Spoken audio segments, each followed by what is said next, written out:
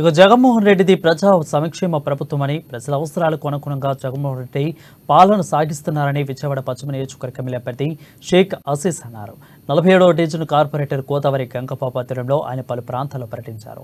అవ్వాతాతలకు పెన్షన్ ఇవ్వకుండా చంద్రబాబు పవన్ కళ్యాణ్ కుట్రలు పన్నారని ఆరోపించారు. ప్రజలను ఇబ్బందులకు గురిచేసి ఓట్లు అడుగుతున్నారని విమర్శించారు. మళ్లీ జగన్మోహన్ రెడ్డి ముఖ్యమంత్రి అవడం ఖాయమని ప్రజలే చెప్తున్నారని, విజయవాడ వెస్ట్లో తాను రాష్ట్రంలో జగన్ భారీ మెజార్టీతో గెలుస్తామని ధీమా వ్యక్తం చేశారు.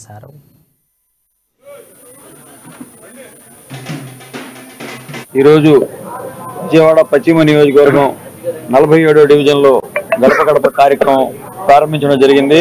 కార్పొరేటర్ గారైన గోదావరి గంగా గారి ఆధ్వర్యంలో ఈ యొక్క కొండ ప్రాంతం పైభాగాన వెళ్ళి ఏదైతే సమస్యలు ఉన్నాయో ఆ సమస్యలన్నీ అడిగి తెలుసుకున్నాం. మొన్నే మెట్ల మార్గం కానివ్వండి, సైడ్ డ్రైన్స్ కానివ్వండి, ఎలక్ట్రిసిటీ కానివ్వండి, మొత్తం రిపేర్ చేయించారు. మొన్నే చాలా బాగుందయ్యా.